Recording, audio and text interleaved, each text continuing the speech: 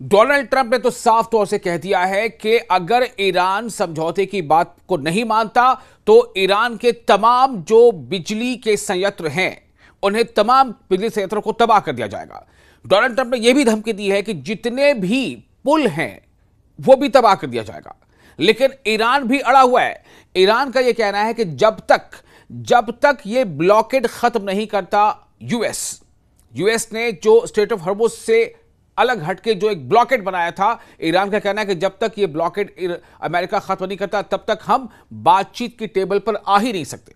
अब आप जरा सोचिए, डोनाल्ड ट्रंप अमेरिका के राष्ट्रपति, दावा उनका यह है कि अमेरिका का डेलीगेशन जिसकी क़यादत एक बार फिर अमेरिका के उपराष्ट्रपति जेडी वैंस करेंगे, यानी जो नायब सदर अमेरिका के जेडी वैंस करेंगे, जैसा उन्होंने पिछली बार किया था। आपको याद होगा कि पिछली बार भी जब इस्लामाबाद में बातचीत के लिए अमेरिका का वफ्द पहुंचा था उसमें जेडी वैंस थे, यानी अमेरिका के नायब सदर, और इसके अलावा जो मिडिल ईस्ट के स्पेशल एनवॉय हैं स्टीव विटकॉफ, और इनके अलावा जो डोनाल्ड ट्रंप के मुशीर हैं यानी एडवाइजर है और उनके दामाद हैं जेरेड कुशनर। ये तीन लोग थे जिनकी क़यादत बदाब्ता जेडी वैंस ही कर रहे थे। लेकिन फिर डोनाल्ड ट्रंप ने कहा है कि इस्लामाबाद में बातचीत होगी। एक तरफा मैसेजेस आ रहे हैं, एक तरफा बातचीत हो रही है। हो सकता है कि अंदर ही अंदर पाकिस्तान को के जरिए से अमेरिका जो है वो मैसेजेस ईरान को भिजवा रहा हो, ईरान मैसेजेस अमेरिका को भिजवा रहा हो। लेकिन जो बात सतह पर आ रही है, जो ऐलानिया जो बातें हो रही है वो ये हैं कि डोनाल्ड ट्रंप कह रहे हैं कि एक बार फिर दूसरे दौर की बातचीत का आगाज होगा और ये बातचीत फिर से एक बार इस्लामाबाद यानी पाकिस्तान में ही होगी, और एक बार फिर जो अमेरिका का डेलीगेशन है उसकी क़यादत उसको लीड कौन करेगा? जेडी वैंस करेंगे। लेकिन क्या ईरान भी इसी तरह से बातें कर रहा है? क्या ईरान भी तैयार है कि वो अपना डेलीगेशन भेजेगा इस्लामाबाद? इसका जवाब अभी कहीं ना कहीं अधर में है, क्योंकि ईरान की तरफ से यह बात साफ तौर से कही जा रही है कि जब तक अमेरिका ब्लॉकेड हटा नहीं देता, जो स्ट्रेट ऑफ हॉर्मुज़ के अलग हटकर जो एक ब्लॉकेड लगाया है अमेरिका ने, जब तक वो ब्लॉकेड हटा नहीं देता तब तक ईरान बातचीत के बारे में सोच भी नहीं सकता। और यह कहा जा रहा है अमेरिका की तरफ से, खासतौर से जो ईरान की तरफ से, माफ कीजिएगा, ईरान के जो सदर हैं मसूद पेजेश्कियान, उनका यह कहना है कि ये लगातार जो ब्लॉकेड है ये दरअसल सीज फायर की ये खिलाफ वर्जी है, वायोलेशन है, और इसलिए ये जब तक हट नहीं जाता तब तक हम बातचीत के टेबल पर आ नहीं सकते। इसके पहले कई तरह की बातें हुई। डोनाल्ड ट्रंप ने कई तरह के दावे कर दिए कि ईरान तैयार है, ईरान जो है वो अफजूदा यूरेनियम वो ईरान से बाहर करने के लिए तैयार है और वो अमेरिका को मुंतकिल कर दिया जाएगा। तमाम तरह की बातें कह दी गई। और जो बैलिस्टिक मिसाइल या जो भी मिसाइल डेवलपमेंट प्रोग्राम है वो ईरान जो है उसे लिमिटेड कर देगा। लेकिन ईरान ने लगातार इसकी तरदीद की, इसका खंडन किया। यहां तक कि ईरान के जो पार्लियामेंट है वहां के उस पार्लियामेंट के स्पीकर बाकर कालिबाफ, उन्होंने यह कह दिया कि क्या इस तरह की बातें, इतनी संजीदा बातें, वॉर जो इन्फेक्टेड जो दो कंट्रीज हैं, क्या उनके बीच की ये मुआहदे सोशल मीडिया पर तय होंगे? ऐसा नहीं होगा। अब सवाल यह पैदा होता है कि फिर डोनाल्ड ट्रंप के इस दावे का क्या? इससे पहले भी डोनाल्ड ट्रंप ने कई बार दावे किए, कई बार वादे किए, कई बार धमकियां दी, लेकिन दुनिया ने देखा कि उनकी धमकियों का क्या हुआ, उनके दावों का क्या हुआ। डोनाल्ड ट्रंप के अगर सोचें या उनके बारे में बात करें तो उन्होंने तो कह दिया है बहुत पहले ही, उन्होंने बहुत पहले क्लियर कर दिया है कि ईरान तबाह हो चुका, उसकी नेवी तबाह हो चुकी, उसकी एयरफोर्स तबाह हो चुके, उसके तमाम मिसाइल का जखीरा को हमने लगभग खत्म कर दिया, उसके सारे तमाम लॉन्चर्स जो है मिसाइल लॉन्चर उसको हमने खत्म कर दिया, और उसके जितने भी न्यूक्लियर पॉइंट्स थे या जो सेंटर थे उस पर हमने तबाह कर दिया। तो भाई सब कुछ कर दिया है तो फिर बातचीत की क्या जरूरत पड़ रही? फिर क्यों आप बातचीत करना चाहते हैं? अब बातचीत करने के लिए रह ही क्या गया? बहरहाल अब देखना यह होगा कि अमेरिका और ईरान के बीच सालिसी का किरदार जो पाकिस्तान अदा कर रहा है, इसमें कोई दो राय नहीं कि पाकिस्तान ने अपनी तरफ से काफी मेहनत की है। अब ये अमेरिका के कहने पर की है, अमेरिका के दबाव में की है, या किसी और अपने सऊदी अरब जो उसका दिफाई जो हलीफ है उसके कहने पे की है, यह अलग बात है, लेकिन की है।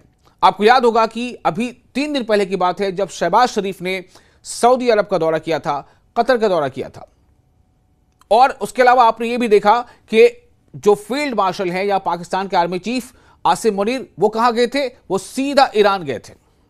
और खबर यह है कि ईरान के बाद वो कहां जाएंगे? अमेरिका जाएंगे। यानी कि अंदर ही अंदर ये चीजें चल रही हैं। अमेरिका अपनी बातें पहुंचा रहा है ईरान तक, जरिया कौन है? पाकिस्तान। ईरान उस पर अपना रिस्पांस पहुंचा रहा है अमेरिका तक, जरिया कौन है? पाकिस्तान। लेकिन डोनाल्ड ट्रंप ऊपर ऊपर जो है वो बड़ी बड़ी बातें भी कर रहे हैं। ईरान के विदेश मंत्री ने कहा है, ईरान के विदेश मंत्री कौन है, यानी वजीर खारजा कौन है? अब्बास अरागची। तो ईरान के वजीर खारजा ने कहा है कि अमेरिका गलत इरादे और कूटनीति की गंभीरता की कमी दिखा रहा है। यानी डिप्लोमेसी में जो सीरियसनेस होनी चाहिए वो अमेरिका के बर्ताव में कहीं भी नजर नहीं आ रहा है। ये अब्बास अरागची कह रहे हैं। ईरान के शीर्ष राजनयिक यानी डिप्लोमैट ने अपने पाकिस्तानी हममनसब से कहा है, काउंटर पार्ट से कहा है कि बातचीत में वॉशिंगटन की मांगें और ईरानी जहाजों व बंदरगाहों को दी जा रही धमकियां अमेरिका की बेईमानी के साफ इशारे हैं, साफ संदेश हैं। इसलिए अब्बास अरागची ने कहा कि ये बातें पाकिस्तान के अब्बास अरागची ने, जो ईरान के वजीर खारजा हैं यानी फॉरेन मिनिस्टर है, उन्होंने पाकिस्तान के फॉरेन मिनिस्टर इशाक डार से कही है, जैसा कि ईरान के सरकारी मीडिया ने बताया है। अब इससे क्या पता चलता है कि एक तरफ अमेरिका चाहता है कि ईरान जो है वो बातचीत के टेबल पर आए, फिर वहीं जो खबरें हैं, ऐसी रिपोर्ट्स आ रही हैं कि जो यूएस की जो नेवी है जिसने ब्लॉकेट कर रखा है हॉर्मुज से थोड़ा अलग हटकर, उसने ईरान के एक टैंकर को निशाना बनाया है। इसको लेकर के ईरान काफी गुस्से में है और ईरान यह कह रहा है कि यह सरासर सीज फायर का वायोलेशन है। मतलब यहां पर यह है कि जो स्थिति है, जो हालात है, काफी वो धमाका खेज हो चुके हैं, काफी विस्फोटक हो चुके हैं। अगर किसी एक पक्ष ने भी अपना आपा खोया या संजीदगी में थोड़ी भी कमी की तो फिर यह युद्ध जो अभी ठहरा हुआ है यह एक महायुद्ध में तब्दील हो सकता है, एक अजीम जंग में बदल सकता है। तो ये तमाम चीजें दिखाती हैं कि वॉशिंगटन और तेहरान के बीच तनाव बढ़ता ही जा रहा है, क्योंकि सीज फायर यानी जंगबंदी बुधवार को खत्म होने वाला है। ये जंगबंदी कब खत्म होने वाली है? बुधवार को, वेडनेसडे। और इससे साफ यह भी जाहिर हो रहा है कि अब दोनों मुल्कों पर कहीं ना कहीं दबाव है कि वो इस बारे में बहुत ही संजीदगी के साथ कदम आगे बढ़ाएं। क्योंकि सीज फायर जो 2 हफ्ते का था, वो सीज फायर के लिए बस अब 2-3 दिन रह गए, 2 दिन। इससे इस हफ्ते यानी कि जो इस्लामाबाद में बात होने वाली, हालांकि डोनाल्ड ट्रंप की बातों पर यकीन करें, मैं कह रहा हूं कि अगर आप करना चाहें, जैसा उन्होंने कहा है, जैसा ट्रुथ सोशल मीडिया पर बार बार वो अपना मैसेज डालते रहते हैं, तो उसमें उन्होंने कहा है कि सोमवार के दिन, जैसा उन्होंने कहा था कि सोमवार के दिन अमेरिका का डेलीगेशन इस्लामाबाद पहुंच जाएगा। फिर उनसे 10 बातें सामने आ रही है कि मंगल के दिन बातचीत हो जाएगी। भाई बातचीत कैसे होगी? बातचीत का मतलब है कि अमेरिका का डेलीगेशन हो और उसके सामने ईरान का डेलीगेशन हो। बीच में वहां पर सालसी का किरदार पाकिस्तान अदा कर रहा है, लेकिन ईरान का डेलीगेशन तो अभी पहुंचा ही नहीं और ना अभी पहुंचने की कोई बात सामने है। बल्कि ईरान की जो भी टॉप लीडरशिप है, चाहे ईरान के सदर मसूद पेजेश्कियान हो, चाहे ईरान के विदेश मंत्री अब्बास अरागची हो, या फिर ईरान के संसद के स्पीकर बाकर कालिबाफ हो, ये सब यही कह रहे हैं कि दरअसल अमेरिका को संजीदगी दिखानी होगी। America has to be serious about this diplomacy. तो इसका मतलब है कि अभी इसमें फुकदान है ईरान के नजरिए से। तो जब तक ये चीजें सामने नहीं आ जाती, जब तक दोनों पक्ष कहीं ना कहीं एक प्लेटफॉर्म पर नहीं आ जाते, बातचीत से पहले के एक बेहतर माहौल में नहीं आ जाते, तब बातचीत कैसे हो पाएगी? इससे इस हफ्ते इस्लामाबाद में होने वाली अमेरिका ईरान की नई बातचीत की जो मंसूबा है, उसकी जो एक प्लानिंग है, उस पर असर पड़ सकता है। अब आपको आगे ये भी बता देते हैं कि पाकिस्तान और ईरान ने अभी तक अमेरिका ईरान वार्ता के दूसरे दौर की तस्दीक नहीं की है। जो कुछ खबरें आ रही हैं डोनाल्ड ट्रंप के हवाले से आ रही हैं। डोनाल्ड ट्रंप ये कह रहे हैं, डोनाल्ड ट्रंप वो कह रहे हैं, डोनाल्ड ट्रंप ने ट्रूथ सोशल मीडिया पर ये लिख दिया, डोनाल्ड ट्रंप ने वो लिख दिया। और ईरान का क्या कहना है? ईरान का कहना है कि स्ट्रेट ऑफ हॉर्मुज को ईरान ने बंद किया था। चूंकि ईरान पर अगर कोई हमला करता है, जैसा कि किया गया 28 फरवरी को अमेरिका और इस्राइल ने एक साथ मिलकर ईरान पर अटैक कर दिया अनप्रोवोक्ड, जैसा ईरान का दावा है कि हमने उसके लिए कोई उकसावे का कदम नहीं उठाया था। अनप्रोवोक्ड ईरान पर हमला कर दिया अमेरिका और इस्राइल ने। तो अब ईरान को जाहिर सी बात है कि अपना दिफा करना है, अपनी सुरक्षा करनी है। तो ईरान जो भी हमले कर रहा है वो अपनी सुरक्षा में कर रहा है, जो भी कदम उठा रहा है अपनी सुरक्षा में उठा रहा है। और हमले जब 28 फरवरी को हुए, अमेरिका और इसराइल ने एक साथ हमला किया ईरान पर, तब डोनाल्ड ट्रंप ने क्या दावा किया? दूसरे, तीसरे, चौथे दिन दावा कर दिया कि we have finished Iran, we have finished Iranian navy, we have finished Iranian air force, we have finished their nuclear installations and whatever, जो उनका कहना था, we have finished their missile capabilities. ये तीसरे चौथे दिन का बयान है डोनाल्ड ट्रंप का। लेकिन ईरान, उसने ऐसा बड़बोलापन नहीं दिखाया, उसने करके दिखाया। नतीजा क्या है? 40 दिनों तक जंग चली है, 40 दिनों तक अमेरिका और इसराइल के हमले होते रहे ईरान पर, और ईरान जवाबी हमला करता रहा इसराइल पर भी। इसराइल के कोई भी एक ऐसा शहर नहीं है जो ईरान के हमले से बचा हो, चाहे तेल अवीव हो, चाहे यरूशलेम हो, चाहे हाइफा हो, या चाहे बैतुल-शमस हो, कोई भी ऐसा, या फिर दूसरे शहर हो। और साथ ही साथ ईरान ने अमेरिकी इंटरेस्ट को भी निशाना बनाया।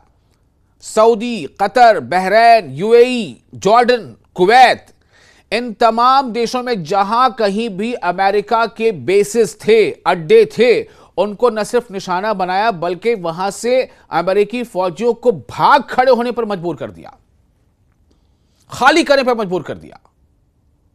बहुत तबाही मचाई, बहुत नुकसान पहुंचाया। जैसा कि ईरान ने कहा था कि अगर हम पर हमला होगा, अगर दुश्मन हम पर हमला करता है तो हम भी दुश्मन के ठिकाने पर हमला करेंगे। तो यह सब कुछ होता रहा है। और अब बात कहां आ गई है? बातचीत पर, कि बातचीत होगी। JD Vance, Steve Witkoff, Jared Kushner Islamabad पहुंच गए। ईरान का डेलीगेशन भी पहुंच गया, लेकिन क्या बात हुई कि बात बन नहीं पाई। फिर बातचीत होती रही, फिर अमेरिका और ईरान के बीच पाकिस्तान सालसी का किरदार निभाता रहा।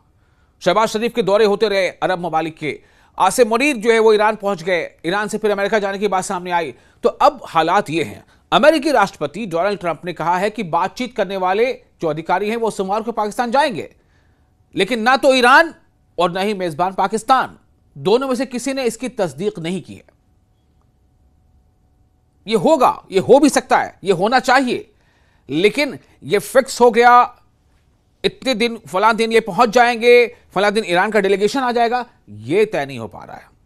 ईरान अपने मुद्दे पर अड़ा हुआ है। जैसा पिछली बार जब बातचीत के लिए इस्लामाबाद पहुंचने की बात थी तो ईरान ने कहा था कि हमारे पे 2 शर्तें हैं, बातचीत हो उससे पहले हमारी 2 बातें माननी पड़ेंगी। क्या क्या बातें थी? कि हमारे जितने भी, यानी ईरान के जितने भी फ्रोजन एसेट्स हैं उन्हें अनफ्रीज किया जाए, उन्हें बहाल किया जाए। यानी ईरानी जो पैसे, दौलत, जो रुपए जिस पर अमेरिका ने सैंक्शन लगा दिया था कि आप इसका इस्तेमाल नहीं कर सकते, वो कतर के बैंक में या दुनिया के किसी और दूसरे बैंकों में था, उसके बारे में ईरान ने कहा कि पहले इसे अनफ्रीज किया जाए, ये हमारी प्रॉपर्टी है, ये हमारे पैसे हैं, हम इसका इस्तेमाल करेंगे। दूसरा, कि इसराइल लेबनान पर हमले रोके। जब तक ये दोनों चीजें नहीं होती हैं, इसके बारे में श्योरिटी नहीं मिल जाती, तब तक हम बातचीत का आगाज कर ही नहीं सकते। बहरहाल वो दौर गुजरा, पहले दौर की बातचीत भी हुई। यह भी खबर सामने आई कि स्टीव विटकॉफ और अब्बास अराग़ची के बीच काफी गर्मा गर्मी हो गई थी, काफी तनातनी हो गई थी, बहुत ज्यादा, ये भी खबरें आई थी। बहरहाल अब क्या है उसके बाद, लेकिन चूंकि अमेरिका के डोनाल्ड ट्रंप ने, जो वहां के प्रेसिडेंट है अमेरिका के, उन्होंने अपनी तरफ से खुद ही अनाउंस किया था कि 2 हफ्ते का हम सीज फायर अनाउंस कर रहे हैं। तो उन 2 हफ्तों के सीज फायर में अब महज 2 दिन बचे, और उसमें यह कहा गया था कि इस दौरान हम बातचीत करेंगे और इस सीज फायर को आगे कितना और प्रोलॉन्ग कर सकते हैं, कैसे इसको हम और ज्यादा टाल सकते हैं, इस पर बातचीत होगी। लेकिन ईरान बार बार यह कह रहा है कि अमेरिका दोहरा रवैया अख्तियार कर रहा है, बल्कि यूं कह लें कि अमेरिका जो है वो दोगली नीति पर काम कर रहा है।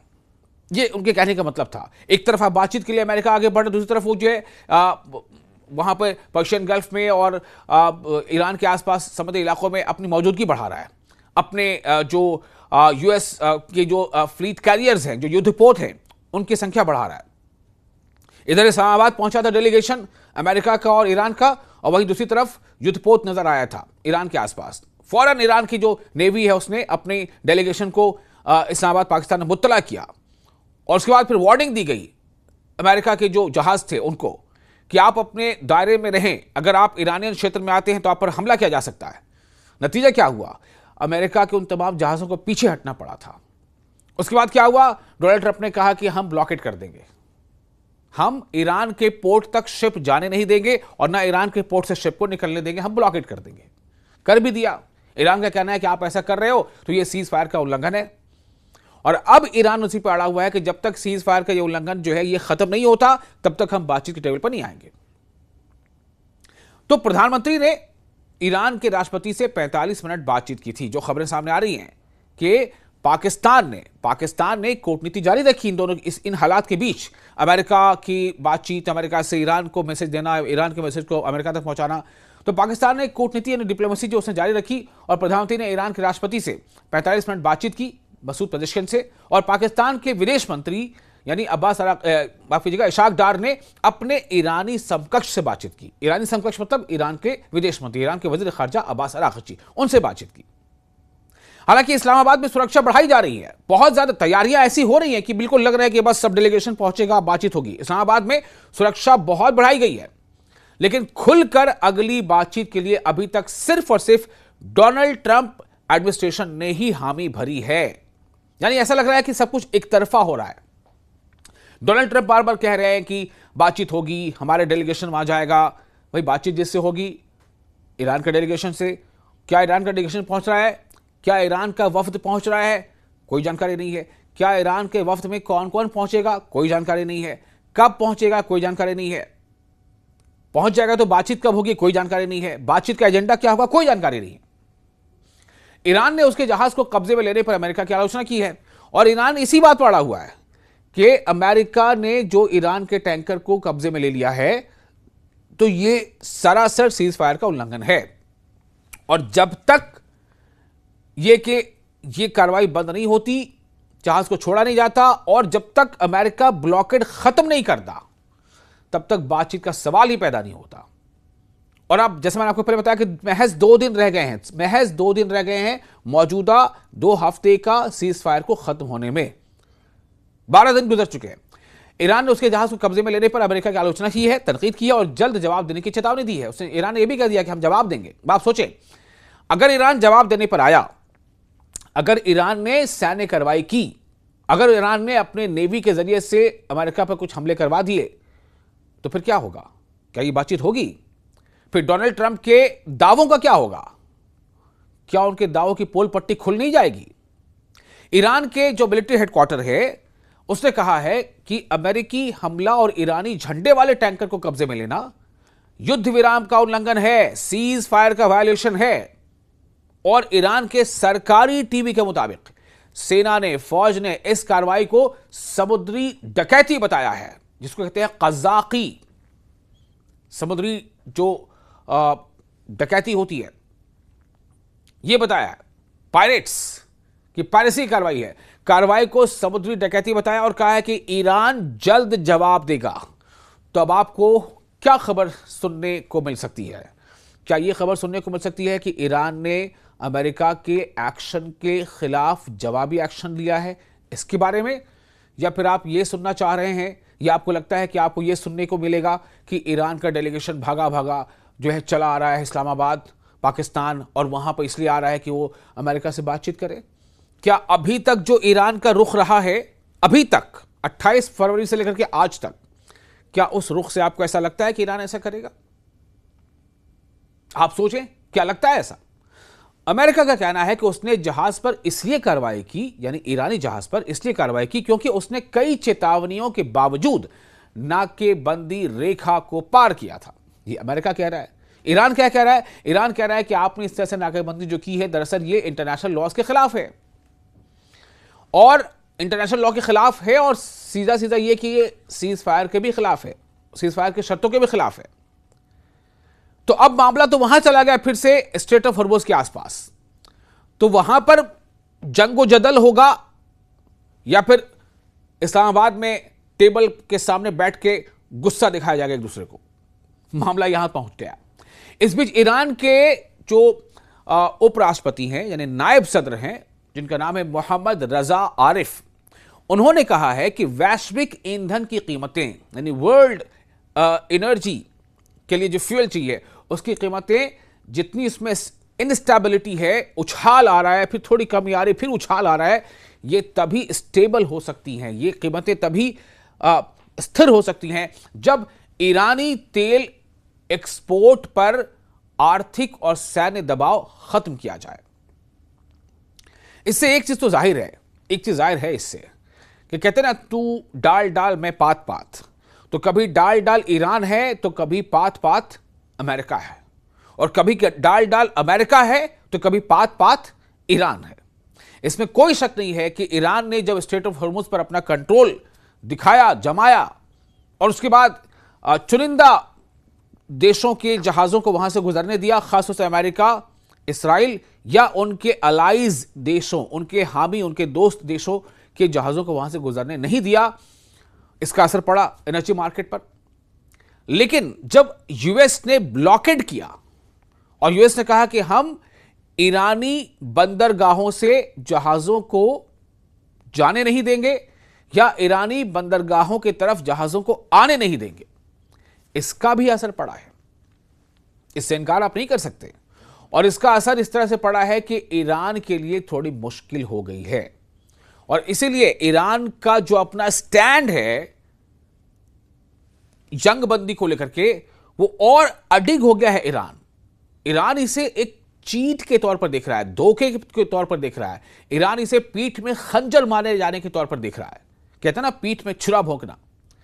ईरान ये कह रहा है कि एक तरफ तो डोनाल्ड ट्रंप दुनिया को ये बता रहे हैं कि हम बातचीत करना चाहते हैं, let's have a dialogue, let's have a talk, और फिर कभी कभी डोनाल्ड ट्रंप गुस्सा दिखाते हैं अपने पोस्ट में, तो फिर कभी नरम भी दिखाई पड़ते हैं। लेकिन अगर आप इतने पॉजिटिव हैं बातचीत को लेकर के, तो फिर आपने ऐसा हथकंडा क्यों अपनाया? उन्होंने ट्विटर पर लिखा, किसने? ईरान के नायब सदर ने, कि अगर ईरान के तेल निर्यात को, तेल एक्सपोर्ट को रोका जाएगा तो दूसरों को मुफ्त सुरक्षा नहीं मिल सकती। वह सोचिए, इसमें बहुत बड़ी एक धमकी है, एक चेतावनी है। क्या है, क्या लिखा उन्होंने? ईरान के जो वाइस प्रेसिडेंट है, नायब सदर हैं, वो क्या लिख रहे हैं? आरिफ रजा, वो लिख रहे हैं कि अगर ईरान के तेल एक्सपोर्ट को रोका जाएगा तो दूसरों को मुफ्त सुरक्षा नहीं मिल सकती, सुरक्षा नहीं मिल सकती। ध्यान दें आप, उन्होंने कहा कि चुनाव साफ है, आप चुन लें क्या चाहते हैं, या तो सबके लिए खुला तेल बाजार हो या फिर सभी को भारी कीमत चुकाने का जोखिम उठाना पड़ेगा। ये कौन कह रहा है? ये कह रहे हैं ईरान के वाइस प्रेसिडेंट आरिफ रजा। तो एक तरफ तो ये हालात हैं, हॉर्मुज़ के आसपास के हालात ये हैं, और ब्लॉकेड को लेकर के जो यूएस का जो ब्लॉकेड है, और उस यूएस ब्लॉकेड ने जो जिस तरह से ईरान के एक टैंकर जहाज को कब्जे में ले लिया, उसको लेके ईरान जो है वो चराग पा है, गुस्से में लाल है।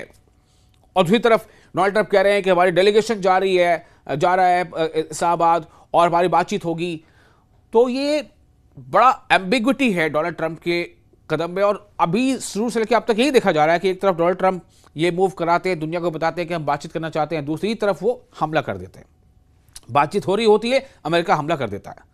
बातचीत के लिए कदम आगे बढ़ रहे होते हैं, अमेरिका कोई ना कोई ऐसा कदम उठा लेता है जिससे फिर से टकराव आ जाता है। तो सवाल ये पैदा होता है कि दरअसल क्या डोनाल्ड ट्रंप को बार बार ये लगता है कि बातचीत हो जाएगी और सब कुछ शांत हो जाएगा, तो क्या इसमें अमेरिका की हार है? और क्या अमेरिका खुद को हारा हुआ दुनिया के सामने जाहिर नहीं करना चाहता? क्या इसलिए वो इस तरह के हथकंडे अपना रहे हैं?